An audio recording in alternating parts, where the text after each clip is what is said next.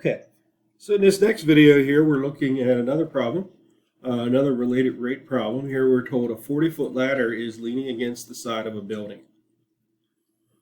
We know additionally that the base of the ladder is being pulled away at a constant rate of 2 feet per second.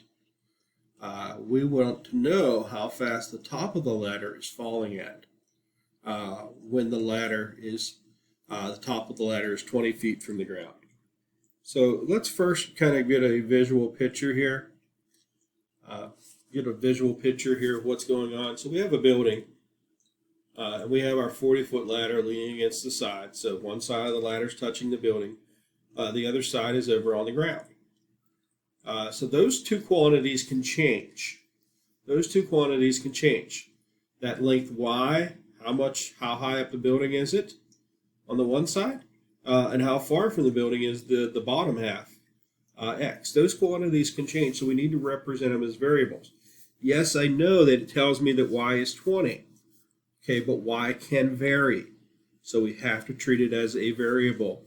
And then when it comes time to it later on, we'll put the 20 in.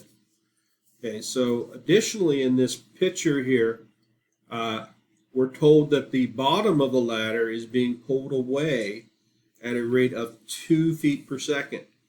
So x, the length x there, that side of the triangle, is growing at a rate of 2 feet per second. So dx dt is equal to 2, or 2 feet per second if we include the units. Okay, so that's the setup. That's the start of the problem there.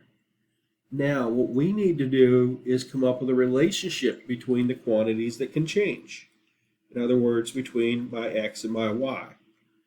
And so one relationship we have is these things are in a right triangle. And by the way, we kind of make that assumption here, since the problem doesn't say otherwise, that we're talking about pulling a ladder on flat ground. So that's our kind of assumption. They'd have to tell us more detail if it wasn't that. So how are x and y related? Well, they're two sides of a right triangle. So x squared plus y squared has to be 1600. X squared plus y squared has to be 1600. That's the relationship. And then we want to find how y is changing. How fast is the top of the ladder falling at? And there's the top of the ladder. How fast is it falling at when the top is 20 feet from the ground? Okay, so in other words, we're looking for dy dt. So we go ahead and perform our implicit differentiation. Derivative of x squared would be 2x by the chain rule dx dt. Derivative of y squared would be 2y dy dt. And derivative of 1600 would be 0. Derivative of 1600 would be 0. And so we have an equation relating dx dt, 2x, 2y, and dy dt. We want to find dy dt. So we need to solve that equation for dy dt. So to do that, we could start by bringing the 2x dx dt over to the other side. And then I'd have 2y with the dy dt, that 2y there. Go ahead and divide by that. So I'll get dy dt equals negative 2x over 2y dx dt.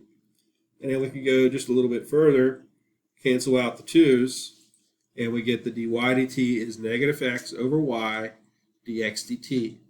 So you see now, to figure out dy dt, we need to know what dx dt is. Well, that's good because we were given that. So we have that amount. We also need to know what y is. Well, that's kind of good too because the problem actually gave us that. But we also need to know what x is. And x is not given to us directly in this problem.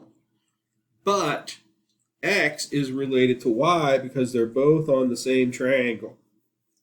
And the relationship is our equation there, x squared plus y squared equals 1600. So we can go back into that x squared plus y squared equation and plug in y equals 20. Don't know what x is, but y equals 20. So we can go ahead and plug that in. And we can set about solving that equation for x.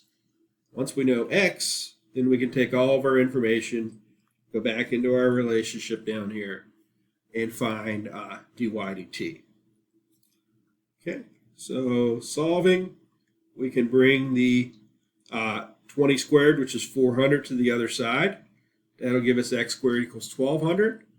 Apply the square root to both sides. We could leave that as square root of 1200. I just wanted to, for completeness sake, work that out. It simplifies to be 20 square roots of 3.